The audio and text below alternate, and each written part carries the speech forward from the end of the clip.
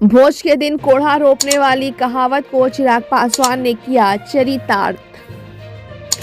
राष्ट्रीय लोक जनशक्ति पार्टी मजदूर संघ प्रकोष्ठ के राष्ट्रीय अध्यक्ष सह किसान मोर्चा के राष्ट्रीय कार्यकारिणी अध्यक्ष सुभाष बिहारी ने एक प्रेस वार्ता में पूछे जाने पर कि क्या चिराग पासवान के चाचा उन्हें इस बार 2024 के लोकसभा चुनाव में हराने का काम कर रहे हैं, क्योंकि चिराग पासवान का आरोप है कि उनके चाचा के लोग हमें चुनाव में हराने का काम कर रहे हैं।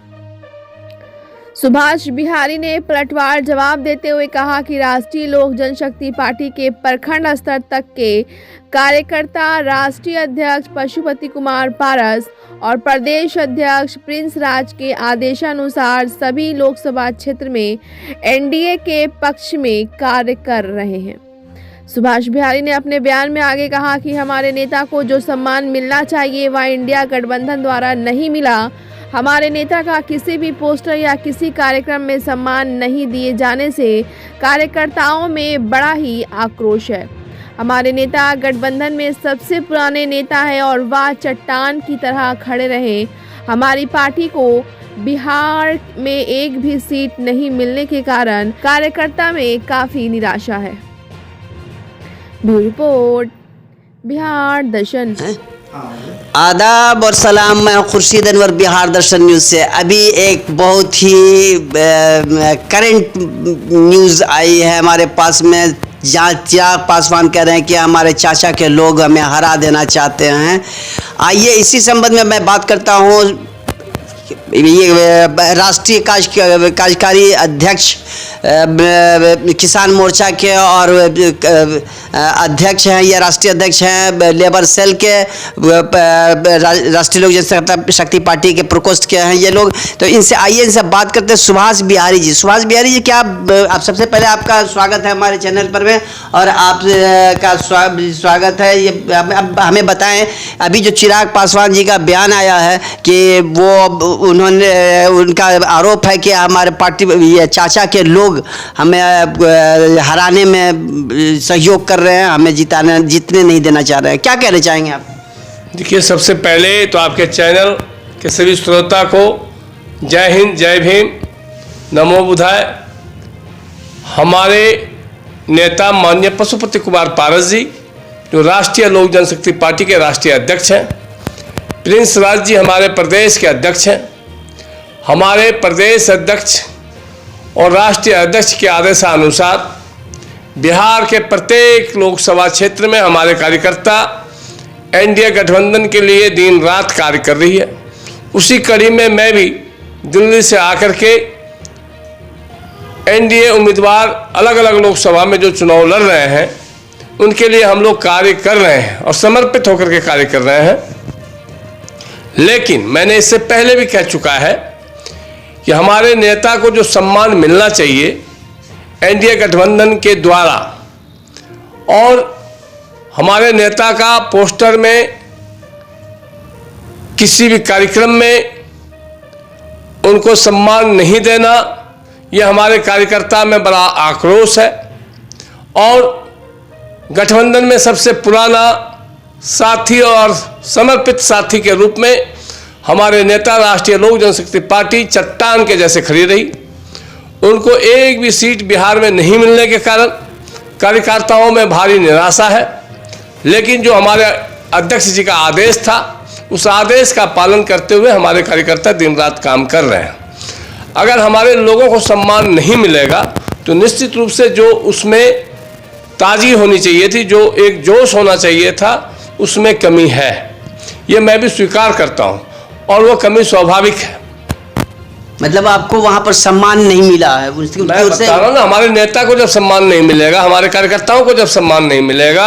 आज अगर कोई उम्मीदवार ये कहता है कि मैंने उनको बुलाया था, तो बुलाना का एक तरीका है कि आप आएँ, उनसे आग्रह करें, या उनके साथ आप एक पत्राचार के माध्यम से भी उनसे आग्रह कर सकते हैं कि हमने उनको आग्रह किया था। और ये बिफोर आग्रह होता है, समय से पहले आग्रह होता है। ये नहीं कि आज समय है और उनका कार्यक्रम कहीं है, वो कहीं व्यस्त हैं और आप कह दें कि हमने उनको बुलाया और वो नहीं आ पाए।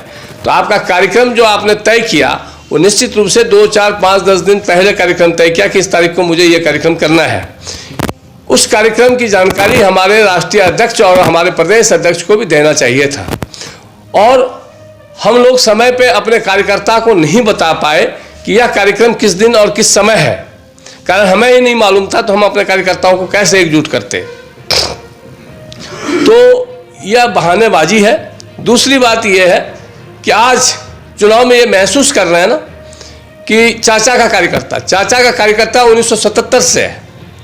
आज हमारे राष्ट्रीय अध्यक्ष 1977 से पूरे बिहार को वो प्रदेश अध्यक्ष के रूप में भी रहे, और बिहार में हमारे संस्थापक माननीय रामविलास पासवान जी आते थे, कार्यक्रम को संबोधित करके चले जाते थे। उसके बाद जितने भी कार्यकर्ताओं का सुख दुख की बात होता था, वो सारे सुख दुख की बात हमारे राष्ट्रीय अध्यक्ष माननीय पशुपति कुमार पारस जैसे कार्यकर्ता करते थे। अब अगर हमारे नेता या जिससे वो दुख सुख की बात करते थे, तो ना तो हम उसे कोई आश्वासन देने में सक्षम है, ना किसी जानकारी देने में सक्षम है, तो निश्चित रूप से कहीं ना कहीं यह उम्मीदवार के द्वारा और उम्मीदवार जो चिन्हित किया यह कहीं ना कहीं गलत है, और उसके कारण कार्यकर्ताओं में निराशा है। लेकिन हम लोग फिर भी दिन रात मेहनत करके और एनडीए को जिताने का भरपूर कोशिश कर रहे हैं। बाकी जो बहानेबाज हैं वो बहानेबाज रहेंगे, और इस चुनाव में ही पता लग जाएगा कि जनमत किसकी है। तो मतलब क्या मिला जुला के ये कहा जाए कि आप लोग जो सो वो जो चिराग पासवान कह रहे हैं कि आप साथ नहीं है, तो इसका मतलब साथ नहीं है क्या? जनमत किसकी है कि क्या मतलब?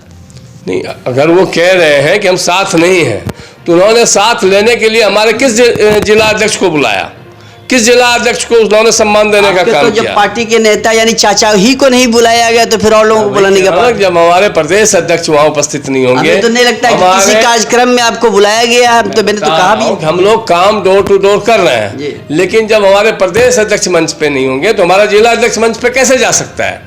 और जिला अध्यक्ष जब मंच पे नहीं होगा तो जो प्रखंड अध्यक्ष हैं और जो वहाँ के स्थानीय लोग हैं, उनके साथ जुड़े हुए लोग हैं, वो कैसे जा सकते हैं? लेकिन लोग किसके साथ हैं यह निश्चित रूप से यह स्पष्ट हो जाएगा 2024 के चुनाव में। चलिए, तो बहुत बहुत धन्यवाद सुभाष जी। अभी ये आपको जानकारी मिली, बहुत सारी बातें खुल करके सामने आई हैं इस बार, और ये चाचा पर आरोप लगाया जा रहा है, आरोप प्रत्यारोप का तो ये सिलसिला चलता रहा है शुरू से और चलता ही रहेगा।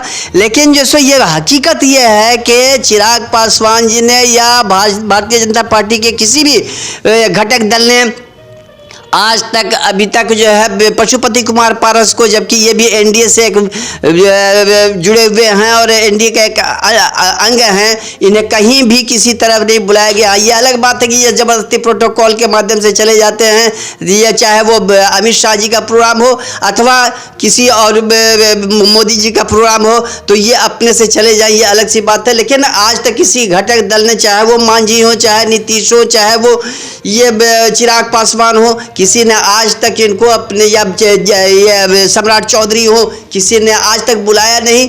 और ये भी हनुमान जी की तरह बन करके बैठे हुए हैं। अब देखना हनुमान सच्चा हनुमान है कौन, दिखाते हैं समय पर। इसी के साथ मैं हूँ खुर्शीद अनवर, बिहार दर्शन न्यूज़ से। अब आगे का देखिए क्या होता है हाजीपुर का चुनाव। चलिए, बहुत बहुत धन्यवाद। मेरे सब ये चैनल को लाइक और सब्सक्राइब कीजिए। धन्यवाद।